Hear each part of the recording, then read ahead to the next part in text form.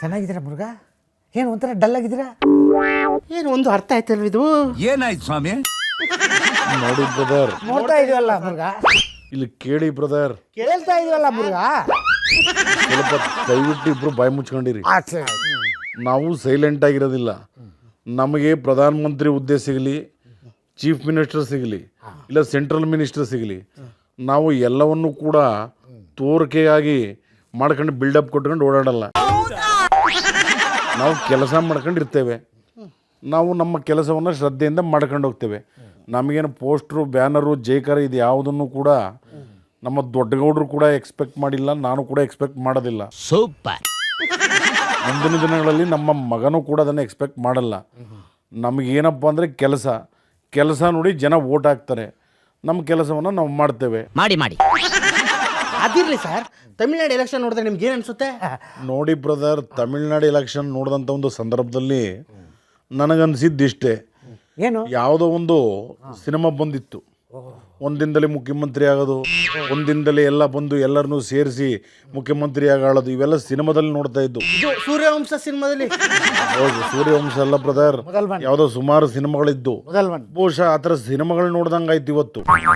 ಅದು ನಿಜ ಜೀವನದಲ್ಲಿ, ಅದರಲ್ಲೂ ತಮಿಳ್ನಾಡಿನಲ್ಲಿ ಅವರು ಸಿ ಎಮ್ ಆಗಿರೋದು ಒಂದು ರೀತಿ ಸಿನಿಮಾ ರೀತಿ ನೋಡ್ದಂಗಾಯ್ತು. ಇದು ಪರಮಾಶ್ಚರ್ಯ.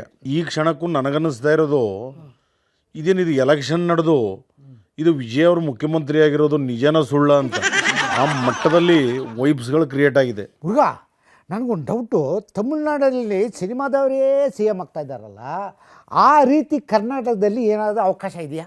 ನೋಡಿ ಬ್ರದರ್, ಒಳ್ಳೆ ಪ್ರಶ್ನೆನ ಕೇಳಿದ್ದೀರಿ. ಇವತ್ತು ಈ ಜೆನ್ಜಿ ವೋಟ್ಗಳಿಂದ ಸಂಜೆ ಅಂದ್ರೆ ಏನು ಸರ್? ಜೆನ್ಜಿ ಅಂತಂದ್ರೆ ಜನರೇಷನ್ ಅವರು, ಹೊಸ ಜನರೇಷನ್ ಅವರು. ಈ ಹೊಸ ಜನರೇಷನ್ ಅವರು ಹಿಂದೊಂದು ನೋಡಲ್ಲ, ಮುಂದೊಂದು ನೋಡಲ್ಲ. ಪ್ರೆಸೆಂಟ್ ಏನಿರುತ್ತೆ ಅದಕ್ಕೆ ಸ್ಟಿಕಾನ್ ಆಗಿ ಪಾಪ ಗೆಲ್ಲಿಸಿದ್ದಾರೆ. ಇವತ್ತು ಒಂದು ಪ್ರಶ್ನೆ ಕೇಳಿದ್ರಿ ತಲೆಯವ, ಕರ್ನಾಟಕದಲ್ಲೂ ಇದೇ ರೀತಿ ಬರುತ್ತಾ ಅಂತ. ಮುಂದಿನ 2 ವರ್ಷದಲ್ಲಿ ಖಂಡಿತವಾಗ್ಲೂ ಬರುತ್ತೆ.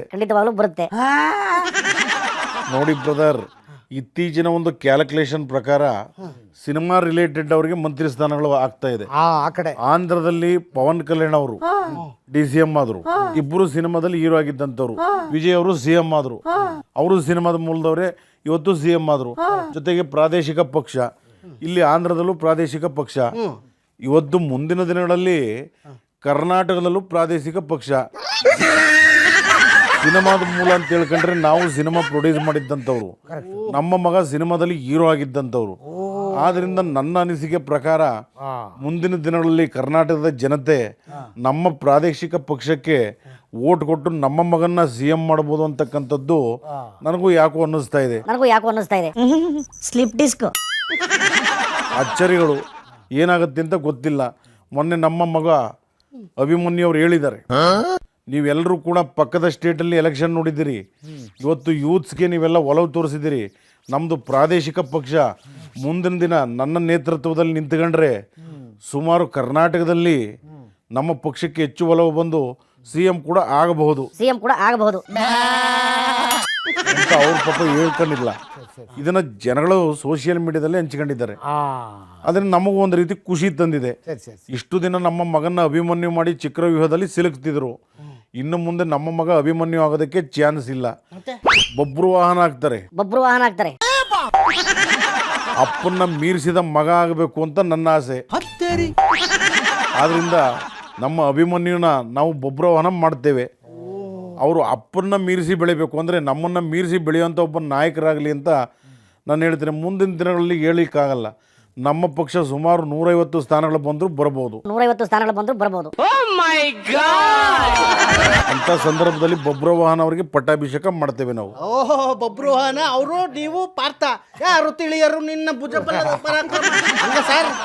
ಅವೆಲ್ಲ ಸಿನಿಮಾ ಬ್ರದರ್, ನಾನಿಲ್ಲಿ ಉದಾಹರಣೆ ಕೊಟ್ಟಿದ್ದೇನೆ ಅಷ್ಟೇ. ಅದಿರ್ಲಿ ಸರ್, ಈಗ ತಮಿಳ್ನಾಡಲ್ಲಿ ಮೈತ್ರಿ ಆಯ್ತಲ್ಲ, ಅದು ಹೆಂಗೆ ಸರ್? ಅದರಲ್ಲೂ ಈ ಕೈ ಪಕ್ಷ ಸಪೋರ್ಟ್ ಮಾಡಿದಾರಲ್ಲ, ಅದ್ರ ಬಗ್ಗೆ ನಿಮ್ಮ ಅಭಿಪ್ರಾಯ? ನೋಡಿ ಬ್ರದರ್, ಅವ್ರಿಗೆ ಮರ್ಯಾದೆ ಇದೆಯಾ? ಒಂದು ಮಾತಿನಲ್ಲಿ ನಿಗಾ ಇದೆಯಾ? ನಮ್ಮನ್ನು ಮಾತು ತಪ್ಪುಬಿಟ್ಟ ಅಂದ್ಬಿಟ್ರು 2020 ಮ್ಯಾಚಲ್ಲಿ. ಇವತ್ತು ಇವರು ಮಾಡಿದ್ದಂಥ ಕೆಲಸಗಳೇನು? ಇವತ್ತು ಅಲ್ಲಿ ಹೋಗಿ ಪಾಪ ಅವರಿಗೆ, ಯಾರು, ಶವಾಲಿನ್ ಅವರಿಗೆ ಅವ್ರಿಗೆ ಹೋಗ್ಬಿಟ್ಟು ಇವರು ಸಪೋರ್ಟ್ ಮಾಡ್ತೀವಿ ಅಂತೇಳಿ ಆ ಸಿನಿಮಾ ನಟನ ಪಾಪ ಇವತ್ತು CM ಆಗಿರೋನ ಬಾಯಿಗೆ ಬಂದಾಗ ಬೈದರು. ಕನಕಪುರದ ಬಂಡೆ ಅವರಂತೂ ಏನು ಸಿನಿಮಾದಲ್ಲಿ ಮಾಡಿಬಿಟ್ಟ ತಕ್ಷಣ ಇವರು ಸಿನಿಮಾ ಆಗ್ಬಿಡ್ತಾರ, 5 ಸೀಟ್ ಗೆಲ್ಲಕ್ಕಾಗಲ್ಲ ಅಂದರು. ಇವ್ರದೇ ಸಪರೇಟು ಯಾವುದೇ ಒಂದು ಕೂಟ ಮಾಡ್ಕೊಂಡು ಅವ್ರಿಗೆ ಮಾಡಿದರು. ಅವರು ಸೋಲ್ತವ್ರೆ ಅಂತ ಗೊತ್ತಾದ ತಕ್ಷಣ ಈಗ ಗೆದ್ದಿರೋದು 4-5 ಸೀಟು, 5 ಸೀಟು ಹೋಗ್ಬಿಟ್ಟು ಮರ್ಯಾದೆಗಳನ್ನು ಬಿಟ್ಟು ಇವರು ನಾವು ಸಪೋರ್ಟ್ ಮಾಡ್ತೀವಿ ಅಂತ ಫಸ್ಟ್ ಹೇಳ್ಕೊಂಡ್ರು. ಅಲ್ಲಿಗೆ ಹೊಂಟೋಗ್ಬಿಟ್ರ.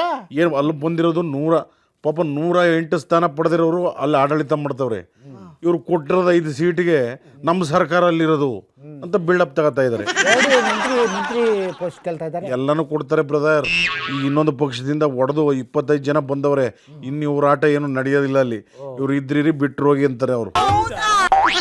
ಅದರಿಂದ ನಾನು ಹೇಳ್ತಕ್ಕಂಥದ್ದು ಮಾತಿಗೆ ಇವ್ರು ನಿಲ್ಲಲ್ಲ. ಕೈ ಪಕ್ಷದವರು ಗೆದ್ದೆತ್ತನ ಬಾಲ ಹಿಡಿತಾರೆ. ಅಲ್ಲಲ್ಲಿ ಎಷ್ಟು ಬಂತು, ವೆಸ್ಟ್ ಬೆಂಗಾಲಲ್ಲಿ 2 ಬಂದೈತೆ. ಇವರು ಯಾವುದರಲ್ಲೂ ಇಲ್ಲ. ಕೇರಳದಲ್ಲಿ ಏನೋ ಒಂಚೂರು ಅಲಯನ್ಸ್ ಆಗಿ ಮಾಡ್ಕೊಂಡಿರ್ಬೋದು. ಇವ್ರಿಗೆ ನೆಲೆನೇ ಇಲ್ಲ.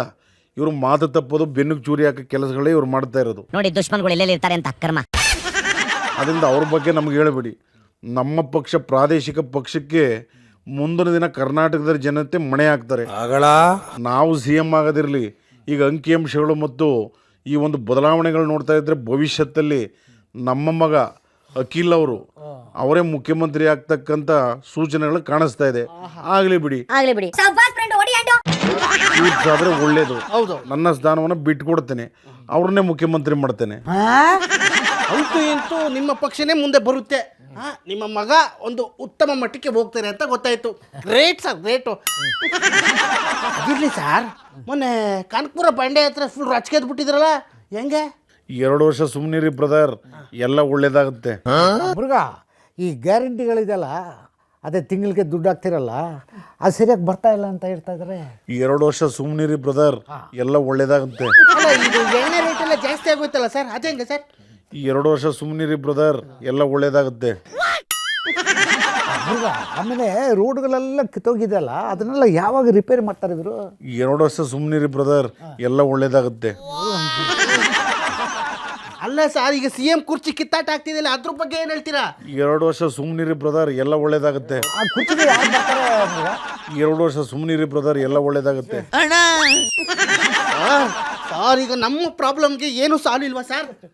2 ವರ್ಷ ಸುಮ್ಮನಿರಿ ಬ್ರದರ್, ಎಲ್ಲ ಒಳ್ಳೇದಾಗುತ್ತೆ. ಬರ್ತೀನಿ. 2 ವರ್ಷ ಸುಮ್ಮನಿರಿ, ಎಲ್ಲ ಪ್ರಾಬ್ಲಮ್ ಆಗುತ್ತೆ. 2 ವರ್ಷ ಸುಮ್ಮನಿರಿ, ಎಲ್ಲ ಪ್ರಾಬ್ಲಮ್ ಆಗುತ್ತೆ. ಏನಾಯ್ತು ನಿನಗೆ? 2 ವರ್ಷ ಸುಮ್ಮನಿರಿ, 2 ವರ್ಷ ಸುಮ್ಮನಿರಿ, ಎಲ್ಲ ಪ್ರಾಬ್ಲಮ್ ಆಗುತ್ತೆ. ಏನದು 2 ವರ್ಷ? ನನ್ಗೆ ಗೊತ್ತಿದ್ರಲ್ವ ಹೇಳೋದು. ಬಂದೇ ಬಿಟ್ರು. ನೋಡಿ ಬ್ರದರ್, 2 ವರ್ಷ ಸುಮ್ಮನಿರಿ, ಎಲ್ಲ ಒಳ್ಳೇದಾಗುತ್ತೆ. 2 ವರ್ಷ ಸುಮ್ಮನಿರಿ, ಎಲ್ಲ ಒಳ್ಳೇದಾಗುತ್ತೆ. 2 ವರ್ಷ ಸುಮ್ಮನಿರಿ ಅನ್ಬಿಟ್ಟು ಉಪೇಂದ್ರ ಸರ್ ತರ ತಲೆಗೆ ಮೆದ್ಲು ಒಳಗೆ ಕೈ ಹಾಕ್ಬಿಟ್ಟು ಕಳಿಸ್ತಾ ಇದ್ದೀರಲ್ಲ ಸರ್, ಏನು ಹೇಳಿ? ಅಲ್ಲ ಸರ್, ಈಗ ತಮಿಳ್ನಾಡಲ್ಲಿ ವಿಜಯ್ ಸರ್ ಆದಂಗೆ ನಮ್ಮ ಉಪ್ಪಿ ಸರು ಇಲ್ಲಿ ಕರ್ನಾಟಕದಲ್ಲಿ ಹಾಕಲ್ವಾ? ನೋಡಿ ಬ್ರದರ್, ಅವರು ಪಕ್ಷ ಕಟ್ಕೊಂಡಿದ್ದಾರೆ. ಅವರು ಆ ಪ್ರಜೆಗಳ ಕೀ ಅನ್ನೋದನ್ನ ಬಿಟ್ಟು ರಾಜಕೀಯಕ್ಕೆ ಬಂದರೆ ಖಂಡಿತವಾಗ್ಲೂ ಉದ್ಧಾರ ಆಗ್ಬೋದು. ಈ ರಾಜಕೀಯಕ್ಕೆ ಬನ್ನಿ ಅಂತಂದರೆ ಅವರು ಪ್ರಜಾಕೀಯ ಬಿಟ್ಟು ರಾಜಕೀಯಕ್ಕೆ ಬನ್ನಿ ಅಂತ ಎಲ್ಲರೂ ಹೇಳಿದ್ದಾರೆ. ಅವ್ರು ಅದಕ್ಕೆ ಏನು ಡೈಲಾಗ್ ಹೇಳ್ತಾರೆ ಗೊತ್ತಾ ಜನರ ಮುಂದೆ? ಏನಂತ? ನೋಡಿ, ಯಾವತ್ತಷ್ಟೇ ನಿಜವಾಗ್ಲೂ ಈ ಪ್ರಜಾಕೀಯ ಅನ್ನೋದು, ಪ್ರಜೆ ಅಂದ್ರೆ ಯಾರು? ನೀವು ಅಂದ್ರೆ ಪ್ರಜೆ ಅಂದ್ರೆ ನೀವು. ನೋಡಿ, ಅವರು ನಿಮ್ಮನ್ನ ನೋಡಿ ನಕ್ಕಿದ್ರೆ ಅವ್ರು ನೋಡಿ ನಗುತ್ತೆ. ನೀವು ಕೆಲಸ ಮಾಡಿದ್ರೆ ಅವ್ರು ಓಟ್ ಹಾಕ್ತಾರೆ. ಓಟ್ ಇಲ್ಲ ಅಂದ್ರೆ ಕೆಲಸ ಇಲ್ಲ. ಓಟ್ ಬೇಕು ಅಂದ್ರೆ ನಾಯಕ ಬೇಡ, ನಾಯಕ ಬೇಕು ಅಂದ್ರೆ ಓಟ್ ಬೇಡ. ನೋಡಿ, ಎಲ್ಲವೂ ಅಷ್ಟೇ ಪ್ರಜೆಗಳಿಂದ ಪ್ರಜೆಗಳಿಗೋಸ್ಕರ, ಪ್ರಜೆಗಳಿಗಾಗಿ, ಪ್ರಜಾಕೀಯಕ್ಕಾಗಿ ಅಂತ. ನೋಡಿ, ಎಲ್ಲವೂ ಕೂಡ ನಿಮ್ಗೇನಾದ್ರು ಅರ್ಥ ಆಯ್ತಾ? ಅರ್ಥ ಆಗ್ಬೇಕು ಅಂದ್ರೆ 10 ವರ್ಷ ಮುಂದೆ ಹೋಗ್ಬೇಕು. ಓಕೆ, ನೋಡಿ, ಹಂಗೇನಷ್ಟೇ. ಯಾವತ್ತೂ ಅಷ್ಟೇ ಒಬ್ಬ MLA ಆಗ್ಬೇಕು ಅಂದ್ರೆ 500 ಕೋಟಿ, ಒಬ್ಬ CM ಆಗ್ಬೇಕಂದ್ರೆ 2,500 ಕೋಟಿ ಇವೆಲ್ಲ ಕೊಡ್ಬೇಕಂತ ಯಾವುದೇ ಕಾರಣಕ್ಕೂ ಕೊಡಲ್ಲ. ಅವರೇ ಬಂದು ನಮಗ್ ಕೊಡಬೇಕು. ರಾಜಕೀಯದವರು ಪ್ರಜೆಗಳ ಸೇವೆ ಮಾಡಬೇಕು, ಕಾಲು ತೊಳಿಬೇಕು, ಮನೆ ಎಲ್ಲ ಮಾಡ್ಕೊಡ್ಬೇಕು. ಓಕೆನಾ? ಅರ್ಥ ಆದ್ರೆ ಅರ್ಥ ಆಗುತ್ತೆ, ಅರ್ಥ ಆಗ್ಲಿಲ್ಲ ಅರ್ಥ ಇಲ್ಲ ಹೋಗಿ ಅನರ್ಥ ಆಗುತ್ತೆ. ಓಕೆನಾ ಬ್ರದರ್? ಅದಕ್ಕೆ ನಾನು ಹೇಳಿದ್ದು ಬ್ರದರ್, ಈಗ ಏನಾದ್ರೂ ಅರ್ಥ ಆಯ್ತಾ ಬ್ರದರ್? ಯಾಕೋ ಇನ್ನು 2 ವರ್ಷ ಸುಮ್ಮನಿದ್ರೆ ಅರ್ಥ ಆಗ್ಬೋದೇನೋ. ಅದಕ್ಕೆ ನಾನು ಹೇಳಿದ್ದು ಬ್ರದರ್, 2 ವರ್ಷ ಸುಮ್ಮನಿರಿ, ಎಲ್ಲ ಒಳ್ಳೇದಾಗುತ್ತೆ. ಬರ್ತೀನಿ ಬ್ರದರ್. ತಲೆ ಕೆಟ್ಟ ಕೆರೆ ಹಿಡ್ದೋಯ್ತು. ಇವಾಗ ನಾವೇನ್ ಮಾಡೋದು? 2 ವರ್ಷ ಸುಮ್ಮನೆ ಎಲ್ಲ ಒಳ್ಳೇದಾಗುತ್ತೆ. ಕಾರ್ಯಕ್ರಮ ಮುಗಿಸೋ. ಓ ಕರೆಕ್ಟ್. ಕಾರ್ಯಕ್ರಮ ಮುಗಿಸೋಣ, ಆಮೇಲೆ ಮಾತಾಡುವ. ಇಲ್ಲಿವರೆಗೂ ಆಗಿದ್ದು ಕೇವಲ ತಮಾಷೆಯಾಗಿ, ಯಾರು ಆಟ ತಗೊಳಕೋಬಿಡಿ. ಮತ್ತೆ ಸಿಗ್ತೀವಿ. ಟಾಟಾ, ಬಾಯ್ ಬಾಯ್. ಬಾಯ್. Ready, 1, 2, 3, 4.